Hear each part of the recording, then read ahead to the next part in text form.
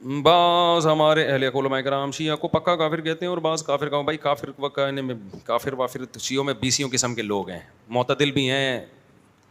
تو میں یہ کہتا ہوں کہ کسی مسلک کو کافر کہنے کے بجائے آپ یوں بولو کہ جس کا یہ عقیدہ ہے وہ کیا ہے, کافر ہے.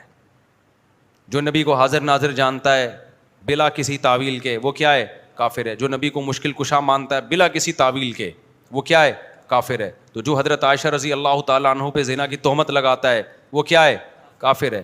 تو چاہے وہ سنی ہو, چاہے وہ شیعہ ہو, چاہے وہ بریلوی ہو, کیونکہ نام فرقوں کے لے کے اس میں ایک تو مبالغہ بہت ہو جاتا ہے. بعض دفعہ سارے وہ کر نہیں رہے ہوتے ہیں, ہم سب کو لپیٹ دیتے ہیں اور پھر فرقواریت اس سے بڑھتی ہے, نفرتیں پھیلتی ہیں. اپنے ملک کو پہلے بچاؤ, جو تو حالت ہو گئی ہے ہماری, لڑ کے ایک دوسرے کو ویسے ہی پڑھ کے کوٹ دیا ہم لوگوں نے.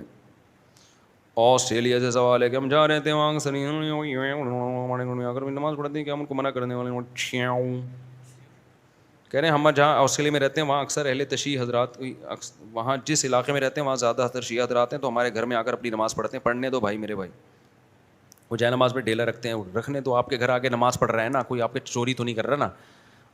بار بار میں ایک بات کہتا ہوں, دوسرے کے مسلک کو چھیڑو نہیں, اپنے مسلک کو چھوڑو نہیں. ہاں جب وہ حق کی تلاش میں آپ کے پاس آئے دلائل, تو علماء سے دلائل پوچھ کے اس کو محبت کے ساتھ سمجھا دو. مان جائے ٹھیک ہے, نہیں مانے تو اس کی مرضی ہے بھائی. اتنی دنیا میں اور کچھ ہو رہا ہے تو کیا ہو گیا.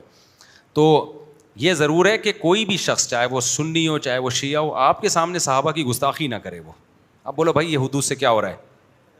دیکھو کوئی عیسائی آپ کے گھر آتا ہے, وہ نبی کو نبی نہیں مانتا نا, تو آپ کو پہلے سے پتہ ہے نہیں مانتا, پھر بھی آپ کے گھر آتا ہے, کھانا کھا کے چلا جاتا ہے.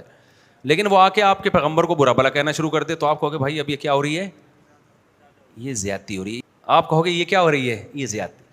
تو کوئی بھی شخص آئے آپ کے سامنے سیدنا معاویہ کو برا بھلا کہنا شروع کر دے, حضرت ابو سفیان کو, ابو بکر کو, حضرت عائشہ کو, آپ بولیں بھائی آپ آئیں اپنی نماز پڑھیں, آپ کا ایک مسلک ہے, ایک فقہ ہے, آپ اس طریقے سے پڑھیں, ہم نے منع نہیں کیا آپ کو. میں تو یہاں تو شیعہ لوگوں کو کہتا ہوں, اور آئے بھی ہیں بہت سارے مسجدوں میں, بیان بھی سنتے ہیں.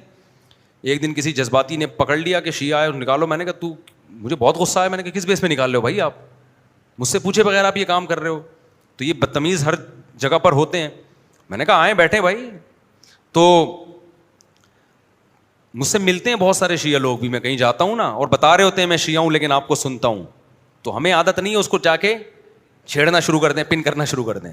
میں کچھ بھی نہیں کہتا, ملک ہمارا ابھی لڑائی کا متحمل نہیں. جو سیکھنا چاہے, بات کرنا چاہے, تو آپ محبت عزت کے ساتھ بات کر لیں. اس سے آگے آپ اپنی حدود